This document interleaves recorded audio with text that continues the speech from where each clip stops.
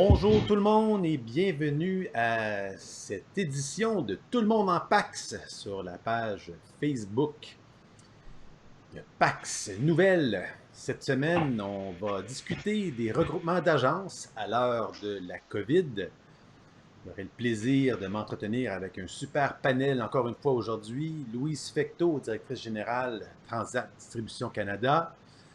Richard Villeneuve, qui est président de Voyage en direct, et Philippe Blain, vice-président service voyage de CAA Québec, que j'ai vais les rejoindre dans quelques instants.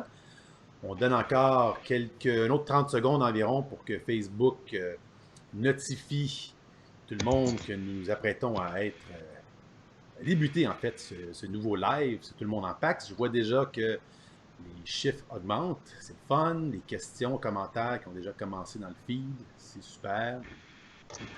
Patrice demande d'ailleurs est-ce que le live sera disponible en différé. Absolument. On pourra. C'est la beauté d'un live comme celui-ci, c'est que la vidéo demeure ensuite sur la page de PAX Nouvelles. Donc, vous pourrez le consulter quand bon vous semble par la suite. Alors voilà, on est rendu à 1 minute 15. Je vais tout de suite aller rejoindre nos invités pour aujourd'hui. All right, super. Alors, merci, messieurs, dames, d'être avec nous aujourd'hui. Je vais commencer pour voir est-ce que le son ou l'image est... Ben, le son est bon. L'image est bonne, c'est-à-dire, mais le son, Philippe Blain, tout va bien? Bonjour Frédéric. Oui, ça va bien. Je m'entends un petit peu en deux, mais on en parlait tantôt, mais on va passer à travers. Ça va bien aller. Alors, on a Philippe Blain en Dolby Stereo aujourd'hui. Super. On a Louise Fecteau, directrice générale Transat. Louise, est-ce que le son est bon? Bonjour Frédéric, le son est très bon de mon côté. Excellent. Et Richard Villeneuve, président de Voyage en direct. Bonjour Richard. Salut, ça va bien? Oui, merci. Tout est bon. Donc, une première question pour vous trois, parce que c'est pas toujours évident là, dans le contexte actuel. Vous êtes en télétravail ou de retour dans les bureaux en contexte de confinement? Richard, ça a l'air d'être chez toi, ça. Ouais, nous autres, ben oui, on est en télétravail depuis tout le monde en même temps que tout le monde, évidemment. Donc, mais on a quand même gardé certains effectifs au bureau et puis on se parle plusieurs fois par jour. Il n'y a pas eu d'interruption de service dans notre cas, donc tout se passe bien à date. Et puis bon, ben, on a hâte que ça reprenne aussi, qu'on puisse se revoir. Mais en attendant, je peux pas me plaindre. OK. Louise, comment ça se passe du côté de Transat? Ça se passe bien aussi. Écoute, on est pour la grande majorité tous en confinement. On travaille de la maison depuis le 16 mars. Si je ne me trompe pas, on est à notre semaine 9. Alors, très peu de gens au bureau. La grande majorité des gens sont tous de la maison, mais ça se passe très bien. OK, cool. Et du côté de CA Québec, Philippe? Bien, écoutez, ça se passe très bien. Pour nous aussi, c'est notre 9e semaine en confinement. L'entièreté de l'organisation est en télétravail, donc ça a été tout un tour de force. On parle d'à peu près 1200 employés qui, en l'espace d'une semaine, ont été équipés pour continuer à bien servir nos membres en télétravail. En général, ça se passe très bien. OK, cool. Super.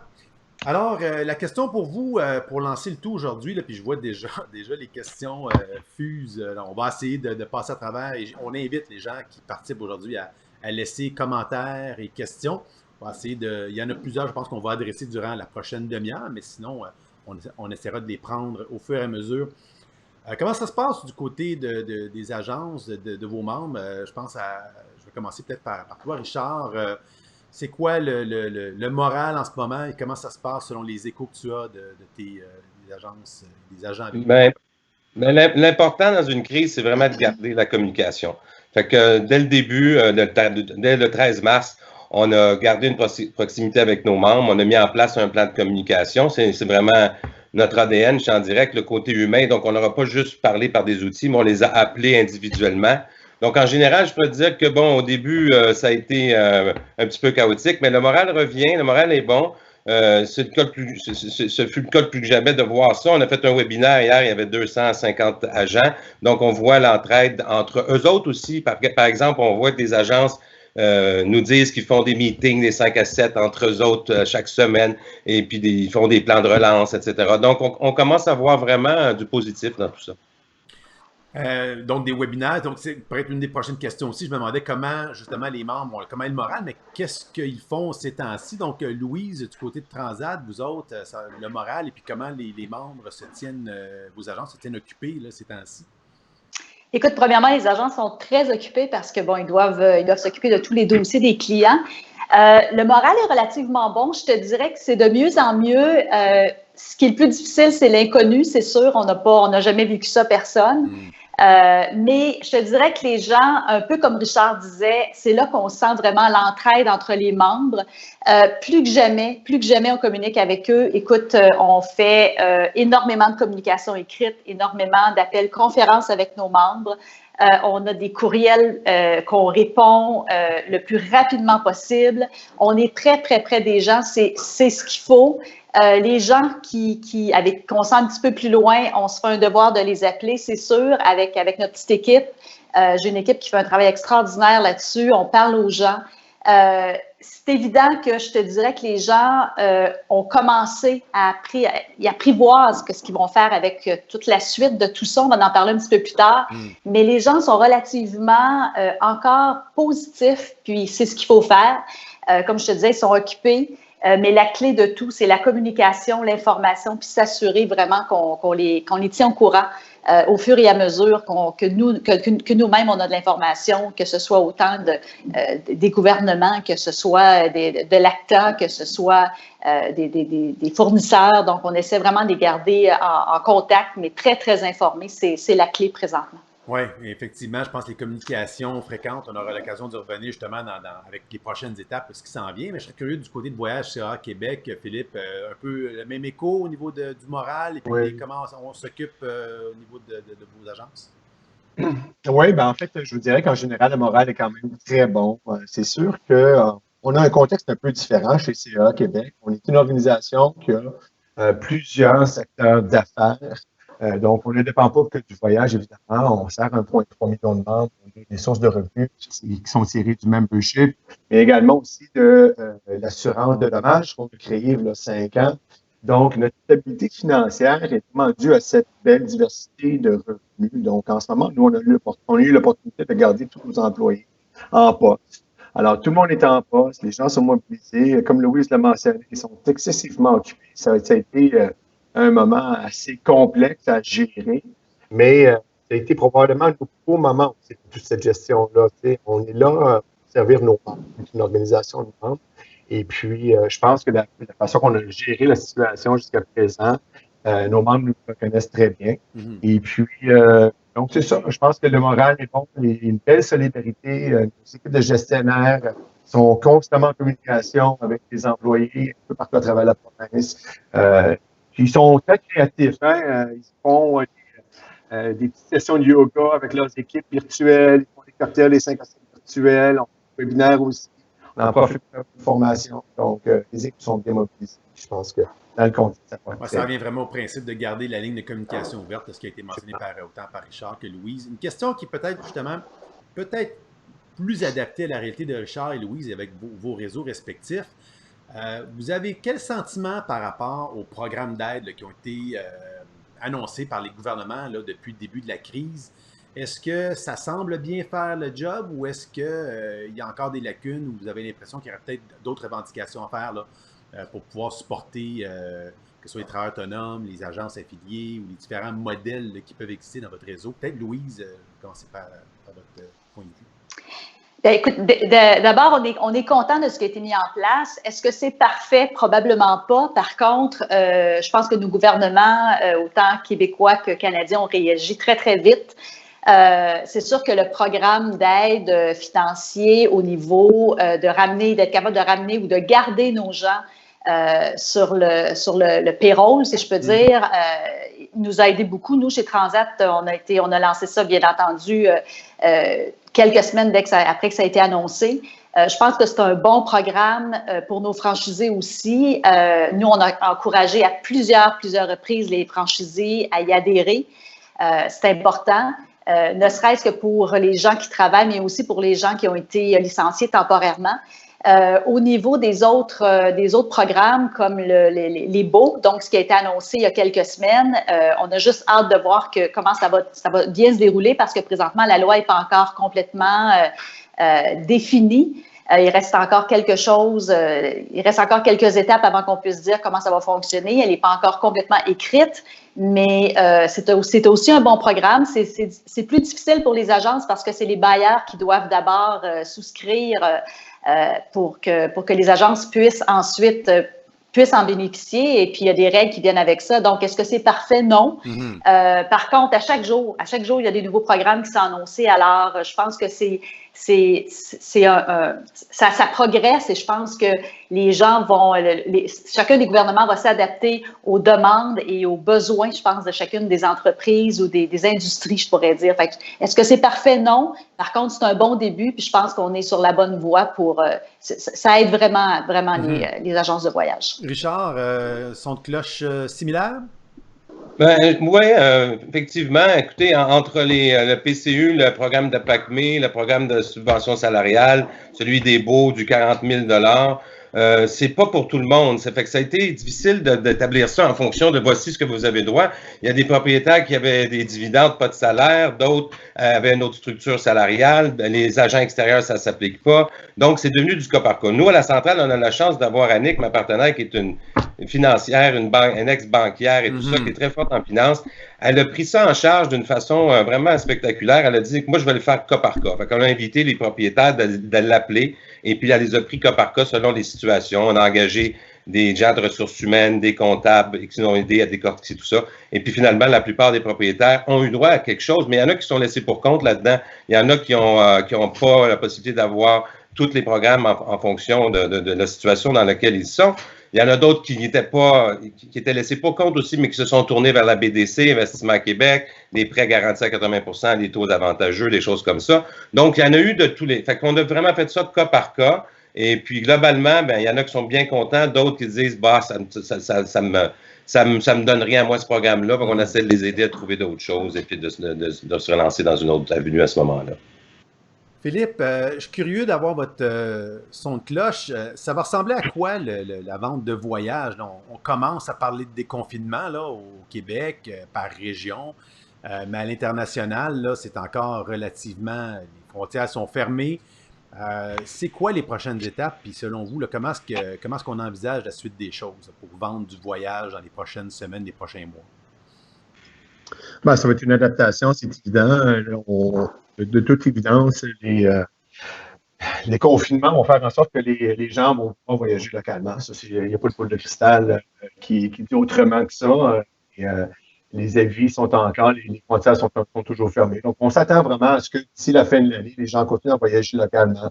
On s'attend en toute sobriété de savoir qu'il n'y aura pas nécessairement de grande reprise avant l'automne. Mais à l'automne, j'ai absolument confiance que les gens vont commencer à reprendre espoir, à avoir envie de retourner en voyage. On le sent chez nos clients. Nos clients, c'est des grands voyageurs qui ont hâte de retourner en voyage. J'en fais partie, j'ai tellement hâte de le dire. Mais la réalité est que cet été, les gens vont rester à la maison. Ça, il n'y a aucun. Donc, je pense que tout le monde doit s'efforcer à être créatif en ce moment. On a des magnifiques endroits à découvrir près de chez nous. Et puis, chez CA Québec, évidemment, c'est ce qu'on va faire. On est en train de déployer justement des équipes à bâtir des programmes plus local, des programmes Canada, des programmes Québec. Et puis, pour cet été, ça va être ça. Nos objectifs de vente vont être surtout orientés vers ça, puis on verra comment ça va se passer à l'automne. Louise, du côté de Transat, comment vous voyez les choses justement dans un contexte où il y a encore beaucoup d'incertitudes là, pour les prochaines semaines, voire prochains mois? Alors, comment vous dealez avec cette nouvelle réalité? Un petit peu comme Philippe le disait, c'est certain qu'à court terme, on travaille présentement avec certains fournisseurs. On s'apprête à lancer 3 nouveaux fournisseurs à notre réseau pour des produits à l'intérieur du Québec et du Canada. Ça devrait être annoncé dans les prochains jours. Donc, on a rapidement fait l'inventaire de ce qu'on pouvait offrir à nos agences à ce niveau-là. On sent un engouement pour l'automne, pour l'hiver, mais pas pour l'été au niveau des réservations. Donc, c'est pour ça qu'on va vraiment porter une attention particulière sur le Canada, sur le Québec.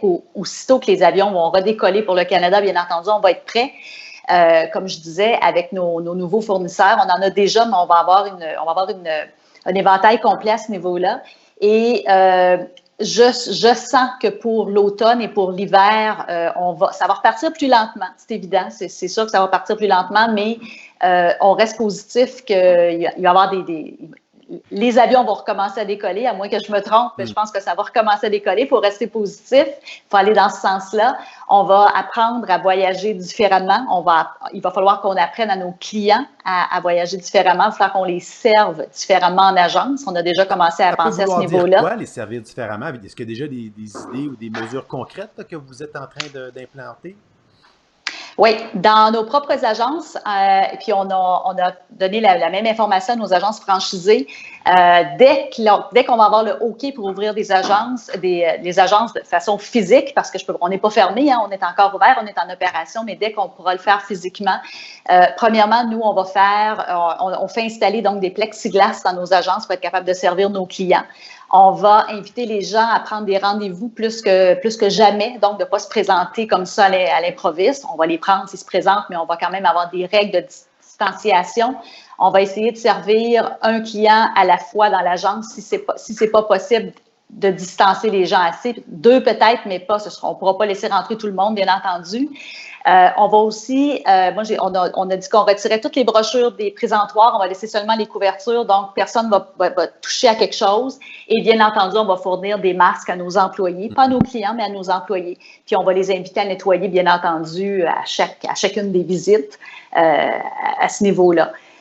Puis on est en train aussi de préparer, bien entendu, un plan de communication. Je ne dirais pas que c'est du marketing, mais un plan de communication pour nos clients à la minute où on va être ouvert pour leur expliquer comment tout ça va se passer parce que, encore une fois, c'est la clé. On ne veut pas que les gens arrivent à l'agence et qu'ils soient déçus puis qu'ils ne soient pas servis comme ils pensent l'être. Donc, on va vraiment les informer comment on va être capable de les servir d'une belle façon pour que ce soit quand même agréable encore parce qu'on continue à dire que c'est encore agréable de vendre et d'acheter du voyage. Fait qu'il faut quand même qu'on demeure dans cet esprit-là, que c'est encore, faut que ça demeure un rêve. Hein? Faut pas que ce soit trop compliqué d'acheter un voyage. On vend du rêve, on vend du bonheur. On est des marchands de bonheur.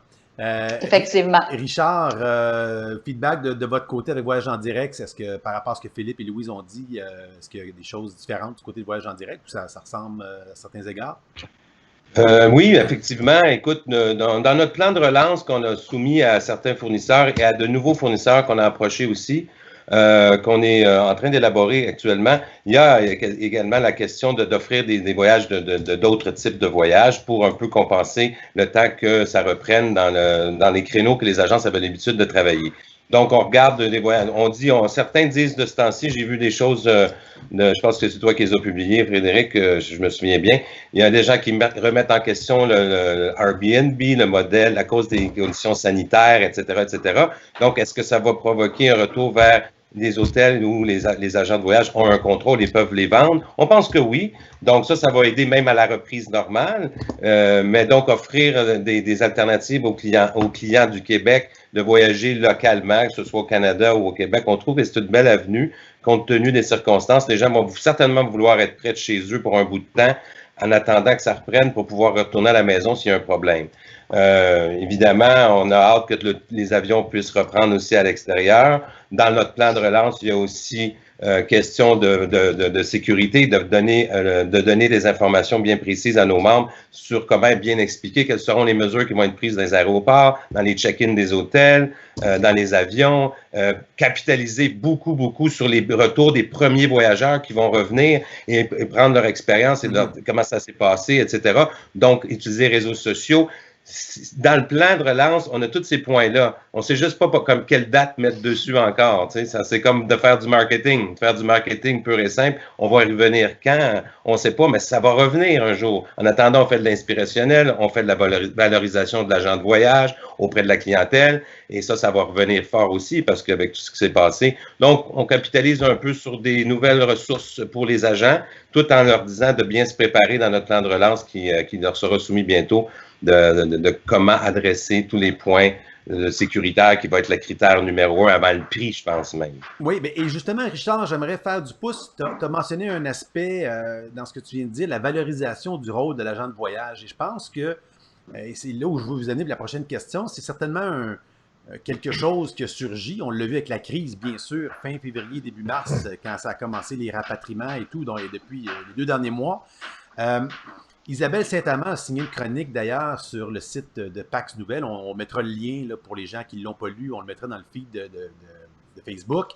Mais essentiellement sur est-ce que ce n'est pas un moment pour se poser certaines questions sur notamment les honoraires ou les frais qu'on doit charger, qu'un agent de voyage devrait charger, dans le contexte où, bien sûr, bon, on se souvient que la semaine dernière, il y a 2 semaines, on a eu un débat ici avec 2 avocats qui nous présentaient la situation des remboursements versus les crédits voyage. Et là, on se disait, ben là, quand le voyage va reprendre, il y a plein de gens qui ont des crédits voyage qui vont vouloir les appliquer. Est-ce que ça veut dire que les agents de voyage vont travailler, encore une fois, finalement, pour ne pas faire d'argent? Et là, il y a tout le débat de, on devrait essentiellement dire, ça vaut de l'argent, le service que procure un conseiller voyage. Donc, quelle est votre position à ce niveau-là? J'aimerais peut-être commencer par Louise, du côté de Transat. Ben écoute, Frédéric, que tu prêches à une convaincue, hein? Je pense que j'ai été la première au Québec à donner des formations sur les honoraires professionnels. Je peux te donner l'année, c'est en 1995. Alors, toute ma vie, j'ai cru aux honoraires professionnels. C'est une facturation qui est importante d'ajouter aux clients. C'est plus que jamais, on voit l'importance des honoraires professionnels. Écoute, chez TDC, premièrement, c'est contractuel. Donc, nos franchisés se doivent de facturer des honoraires. C'est comme ça depuis des années. Et quand je vois les résultats en fin d'année de nos franchisés, ce que ce montant-là rapporte à une agence, c'est incroyable. Donc, ça fait toute la différence. Alors, premièrement, monétaire, c'est ce qui est le plus important, bien entendu. Mais outre ça, ça démontre la valeur et le service qui est donné par un conseiller en voyage. Là-dessus, je suis intraitable. Depuis des années, j'y crois. Je ne peux pas croire qu'un conseiller en voyage, avec toutes les connaissances qu'ils ont, puisse encore donner des services. Pour moi, ça fait aucun sens. Les gens qui n'ont pas déjà commencé, j'ose espérer que ça va se faire à partir d'aujourd'hui, pas demain, aujourd'hui. Il faut que ça fasse partie de la vente, tout simplement. On n'a pas besoin de l'expliquer, ça fait tout simplement partie de la vente. On vend le voyage le même prix que sur l'Internet. La différence, c'est le service. Et sur l'Internet, il n'y a pas de service. Donc, le voyage n'est pas plus cher, c'est tout simplement le service du conseiller, c'est sa valeur. Et Richard en parlait tout à l'heure, puis c'est drôle parce que nous, on était en train de préparer un congrès pour le mois de septembre, que bien entendu, on revoit tout ça, là. Mais mon ouverture de congrès était sur la valeur d'un conseiller en voyage, plus que jamais. Et avec la COVID qui est arrivée, avec la situation qu'on vit présentement, ça ne peut pas être plus vrai que ça. Alors, un conseiller a une valeur inestimable et ça va être encore plus facile que jamais de facturer ces honoraires-là parce qu'il n'y a pas jamais personne qui va dire à un conseiller qui ne vaut pas 35, 40 ou 50 $. C'est pas vrai. Je veux dire, le temps, c'est de l'argent. Puis les gens qui ont pas réservé avec un conseiller dans les derniers mois, je vais vous dire qu'ils doivent trouver le temps assez long, merci. Puis tu sais, j'en discutais avec des collègues, puis avec certains autres réseaux. Tu sais, on peut échanger des bonnes pratiques, ça va nous faire plaisir parce que ça se fait, c'est pas si compliqué que ça. Il faut juste décider qu'on le fait tout simplement et de croire en sa valeur parce que c'est inestimable ce qu'un conseiller peut procurer à son client. Philippe, du côté de Voyage CA Québec, est-ce que vous chargez des frais aussi? Absolument. Absolument. Ça fait partie de nos politiques. Puis on est très rigoureux sur ces politiques-là. Louis, j'aurais pas pu le dire mieux. La valeur, ce qu'un conseiller peut amener dans cette transaction-là, c'est inestimable. Et c'est pas juste une question de faire une bonne réservation ou un conseil pour compléter une vente, mais c'est tout l'accompagnement qu'on fait tout au long du voyage. Tu sais, moi, j'ai toujours dit que faire la réservation, c'est notre job, c'est juste normal. Et on est là, par contre, quand les choses vont parfois moins bien à destination, ça peut arriver. Écoute, c'est toute une chaîne de montage, un voyage, hein? Puis on ne sait jamais à quel bout de cette chaîne-là, il peut y avoir un problème. Mais le conseiller est là en tout temps. Puis évidemment, encore une fois, dans un moment de crise, c'est là qu'on a la grande valeur de notre conseiller. Si le client pose la question, ben là, s'il y a un frais en plus, je suis aussi bien de réserver par moi-même en ligne, on répond quoi à ce niveau-là? J'ai ma petite Ben idée, moi, mais bien honnêtement, ça ne me dérange pas de perdre ce genre de client-là. Je veux dire, moi, je me pose toujours la question, je réserve des biens sur Evenco, puis il y a des frais de service qui me sont chargés, puis j'ai pas eu un pop-up qui m'ont dit que, by the way, à la tune numéro 6 de Joe Play est moins bonne, cette tune-là, fait que tu peux aller à la salle de bain ou aller chercher une bière, puis il y a des frais de service pour des affaires où il n'y a même pas de conseil. Chez nous, on passe des heures à bien conseiller. C'est des années d'expérience qu'on donne à nos clients. Puis moi, le client qui sent que ça ne vaut pas 50 et honnêtement, on a énormément de demandes. On va passer aux clients qui ont apprécié réellement la valeur de nos services. Il n'y a aucun doute. Puis je me répète, c'est vraiment pas juste une question de bien conseiller à la vente, mais c'est toute l'assistance qu'on amène du début jusqu'à la fin. Et puis, dans toutes circonstances, cet élément-là est très important. Richard, du côté de voyage en direct, c'est quoi la politique par rapport à ça?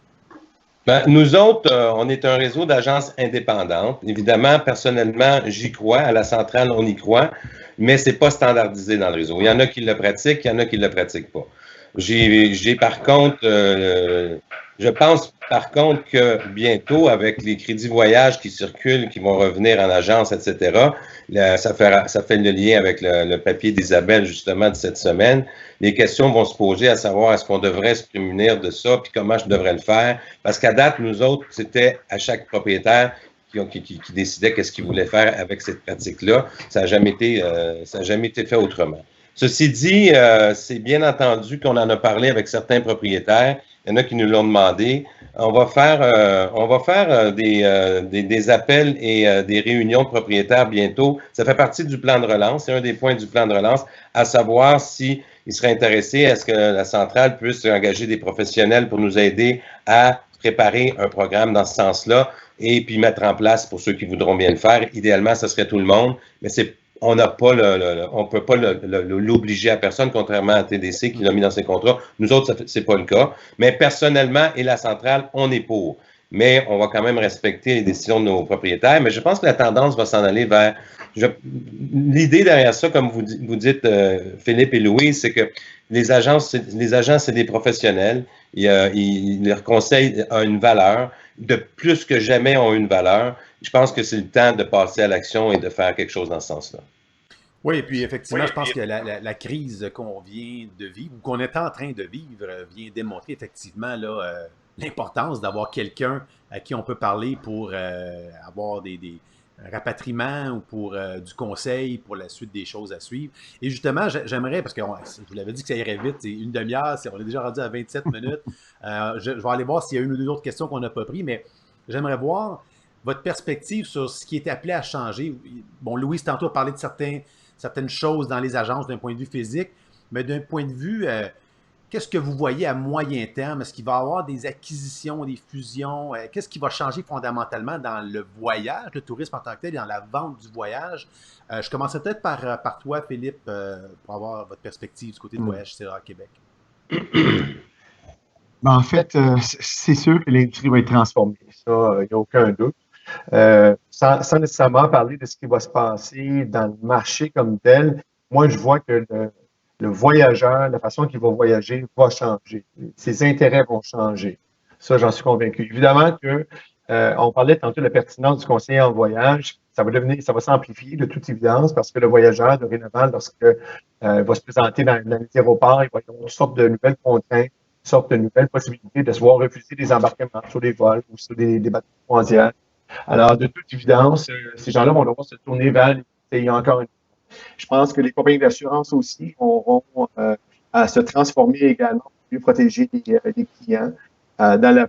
Parce que ça, c'est ce qui nous guette, c'est évident. Lorsqu'on parle justement de frais de conseil, puis je disais que c'était une assistance qui devient tout au long du voyage, bien, je pense que de toute évidence, cette industrie va être transformée à cet effet-là, à cet égard-là. Les clients vont avoir besoin de nous jamais en cours de voyage. Ça, c'est clair. Maintenant, ce qui va se passer dans l'industrie au Québec, le nombre d'agences, inévitablement, je pense qu'il y avait peut-être certaines agences qui auront de la difficulté à passer à travers. On ne le souhaite pas parce que j'ai énormément d'empathie pour les gens qui ont bâti leur business au fil du temps et qui se retrouvent en l'espace de quelques mois en danger de perdre ce qu'ils ont bâti. j'ai énormément d'empathie pour cette situation-là. J'espère que les programmes des gouvernements dont on parlait tantôt vont leur permettre de penser à travers. Mais probablement que ça va aller des fusions, de toute évidence. C'est une situation complexe. C'est ce qui est difficile. Hein? En bout de ligne, là, une agence bien gérée va peut-être tirer un 3 ou 4 de bénéfices nets. On travaille avec de l'argent, alors on n'a pas énormément d'attitude pour vivre longtemps dans une circonstance aussi difficile et complexe. Louise, faire écho un peu à ce que Philippe disait, comment vous voyez les choses aussi? Philippe parlait de changement dans le comportement ou dans les attentes, ou même les intentions des voyageurs. Est-ce que vous percevez déjà ça? Comment vous voyez les choses pour l'industrie, pour les prochains mois? C'est certain que du côté des voyageurs, que les intentions vont changer. Je pense que les gens vont voyager différemment. Les hôtels, les compagnies de croisière, les destinations, globalement, vont être obligées de s'adapter. Puis, tu sais, on vit une crise présentement. On va peut-être en revivre une autre dans 10 ans. Heureusement, on va peut-être être un petit peu plus préparé parce que celle-là, on ne l'a pas vu venir personne, sincèrement. Mais c'est sûr que tout le monde va devoir s'adapter, puis pas juste dans le domaine du voyage. Puis au niveau des conseillers, pas des conseillers, mais des agences de voyage, c'est certain qu'on pense aussi chez TDC que certaines agences vont malheureusement probablement décider de fermer.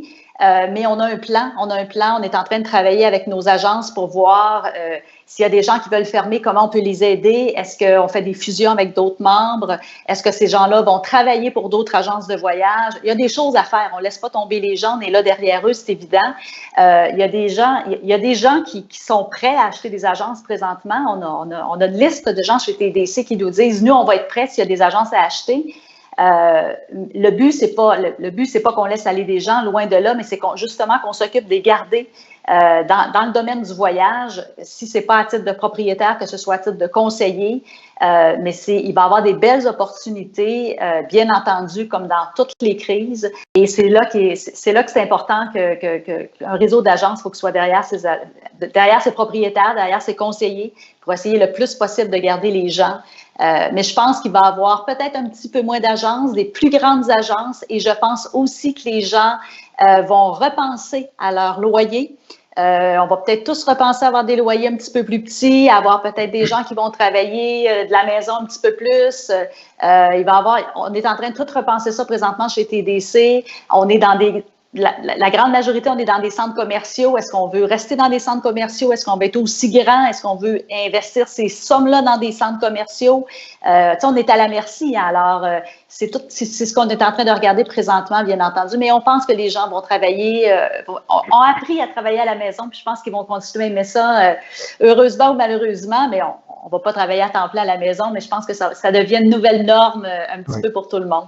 Oui, malheureusement ou heureusement, effectivement, on le voit avec même l'éducation et tout, là, que c'est appelé à rester pour encore quelques temps. Justement, Richard, de votre côté, nous voyage en direct, est-ce que ça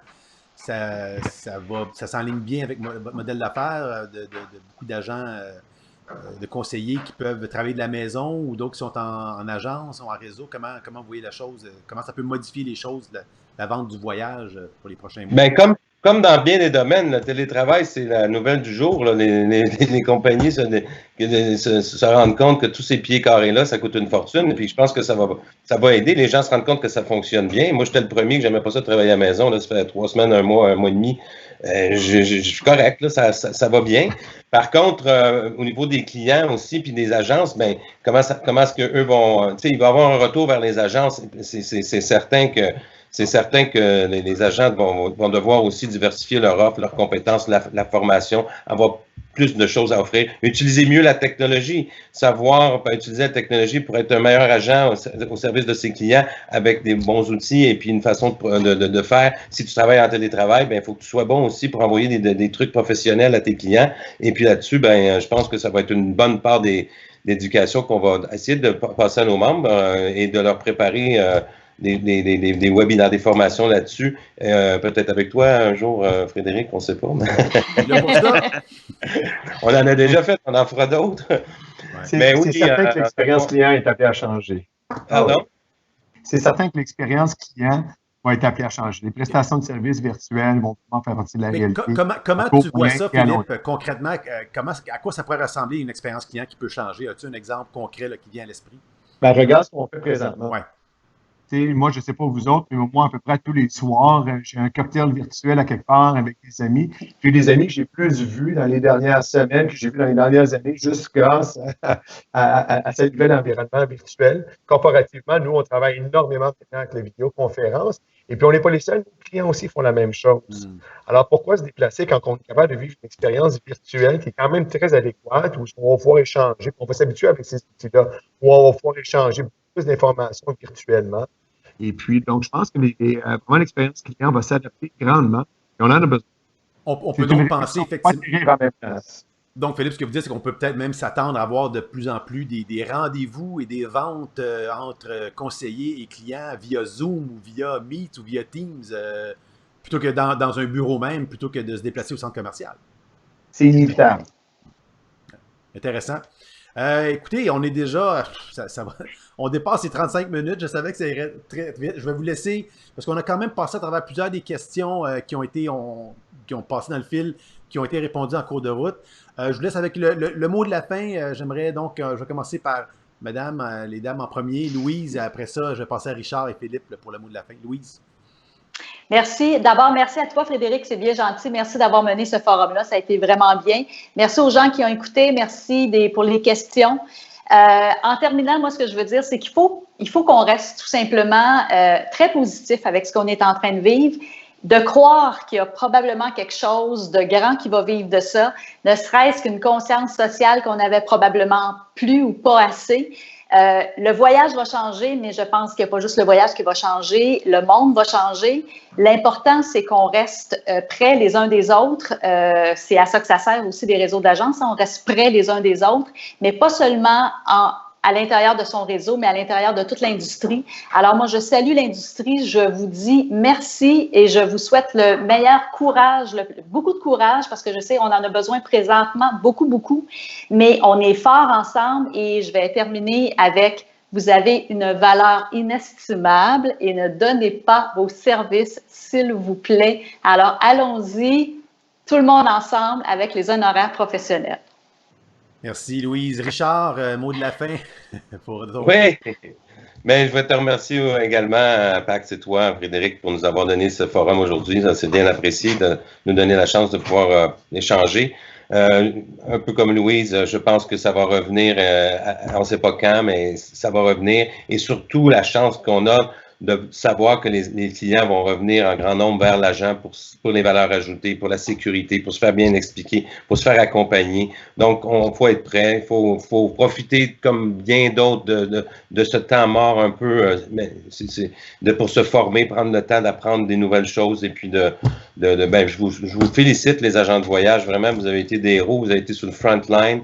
Vous avez subi des changements de politique, des changements, des revirements, des frustrations et tout ça, tout en pensant à votre propre business pendant ce temps-là. Donc, vous avez votre propre stress et en même temps, vous dealez avec le stress des clients pour tout ce que vous savez qui est arrivé, qui est la faute de personne.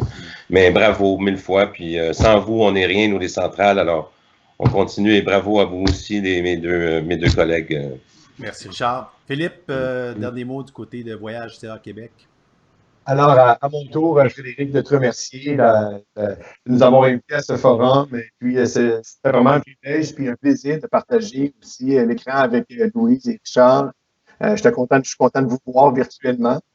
Écoutez, je pense que vous l'avez vu, mes collègues du panel l'ont bien dit. Je pense que faut pas oublier qu'on a une industrie qui est formidable. Puis, on vend le bonheur. Les gens ont hâte de voyager, c'est clair, c'est certain. Notre industrie vient de changer grandement. Mais je pense que la qualité de la prestation de service qu'on a donnée à travers cette crise-là va demeurer tremplin de la relance. Et puis, les gens vont reconnaître le beau ton reconnu, ils reconnaissent le beau travail qu'on fait. Tous les conseillers du Québec ont travaillé excessivement fort dans des conditions excessivement difficiles. Alors, on a raison de les féliciter. On a raison d'être fiers de notre industrie. On est une industrie résiliente, hein?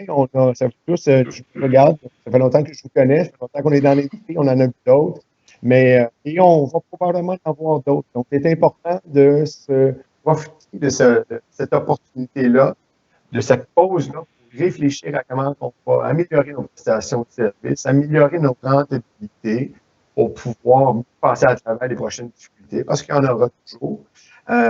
Mais surtout à tous les conseillers, gardez votre patience. Gardez votre patience. C'est une industrie exceptionnelle. On vit une crise, mais ça va passer. Et puis, les clients ont vraiment hâte de voyager.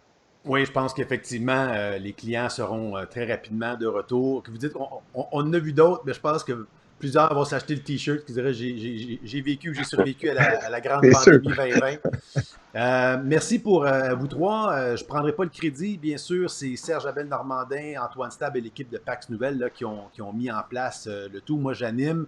Je vous invite bien sûr à aller visiter et lire le site paxnouvelles.com, suivre la page ici. On a un beau programme la semaine prochaine aussi. Les annonces viendront sous peu, mais donc les prochaines semaines, là, tous les jeudis après-midi, on vous invite à vous connecter pour tout le monde en PAX ici sur la page Facebook. Alors, Philippe, Louise, Richard, encore une fois, merci. Et puis à tout le monde, un bon jeudi, un bon long week-end. Bye bye. Merci beaucoup. Bye bye tout le monde. Au revoir.